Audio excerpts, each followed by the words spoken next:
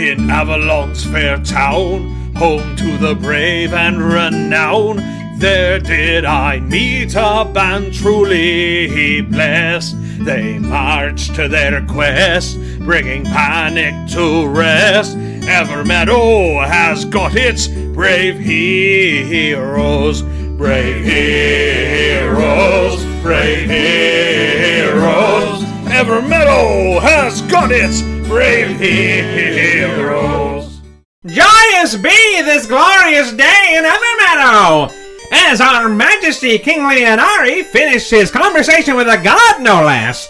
My lord called upon me to witness the beginning of many changes in Castletown.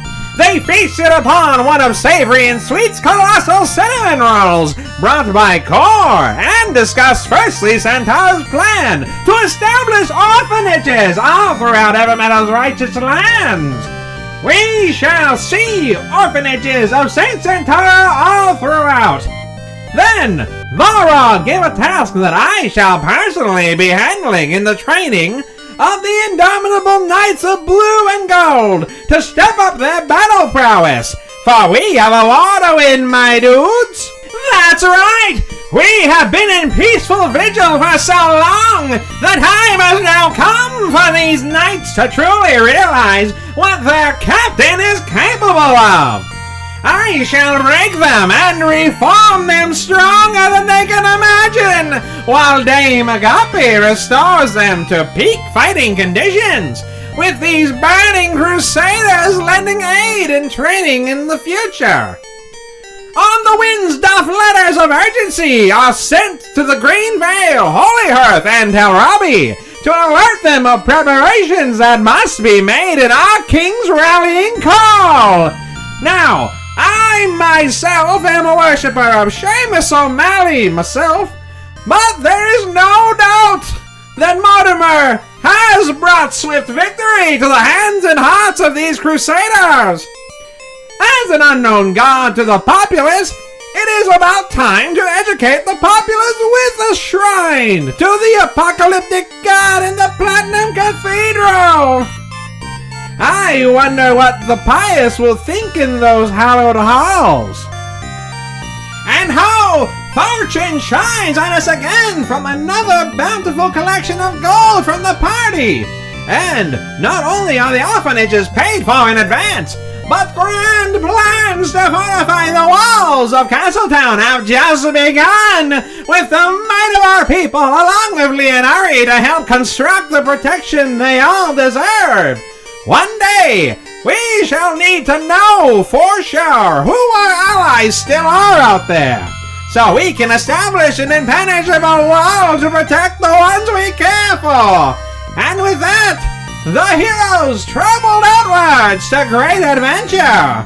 Good luck, my brothers and sisters! Well, now, these brazen heroes have plenty of opportunity to prove themselves cutting across my lands. Seems they have a wee little turmoil brewing across their path. Matters that require an old dog for a hard road, if you catch my meaning. The first matter, they came across a freshly buried body of a barefolk ranger who was watched over by a tiny yet imposing wooden elf toy, while the bear's pet boar runs in a frenzy. Seems the lad suffered a case of the mortis by the toy's little hands, and the giant boyo was kind enough to whisk his soul away from parts unknown back into the flesh. Mighty kind for a bunch of devil worshippers. And then, after sending him on his way to Castletown, the fiery lass tried to provoke the toy, and found her life was quite desirable, yet it was dispatched with your evil magics. I can't believe, even after summoning a brief communion with me, that you buggers would dare to think that a toy was A, in my likeness, and B, did not consider that this may be one of the many schemes to shame me into obscurity during the most challenging of times for the righteous. Aye, it's a queer thing to consider that someone's animating playthings. For what purpose, what desire, and why with no soul? I'm not the feckin' god of infinite knowledge, you know. I'm sure Dermot the Bearman wouldn't accuse me of such blasphemy.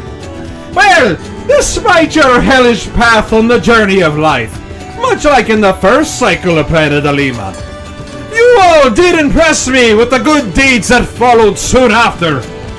Many a good tree grew on shallow soil, you know. Ye merry band came across a spawn of your always handy and absolutely villain-like god of yours, a redeemed baby girl. From what I've learned of the masters you dogs serve faithfully under, when someone passes into his realm, he works through all of their sins and decides what is best course for that soul. Sometimes that is to be brought back to the material plane, or even reborn as an innately holy being. A mix of a devil and an angel with features of either or both, and skin the color of a soul's energy, being a teal of course, but destined to quote-unquote help the world and purify the sinful. I'll believe it when I see it, though it is but a wee bab, born with dewy eyes and filled with happiness and wonder.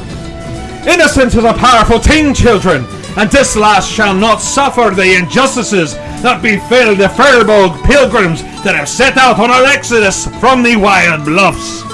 The child was safely returned to the refugees and were defended from a swarm of angry ghosts. They tell the tale of their den mother giving birth to the redeemed child and wishing for this little bundled miracle to have a better life. And I hate to admit it, but you saved many lives this day, lads and lasses.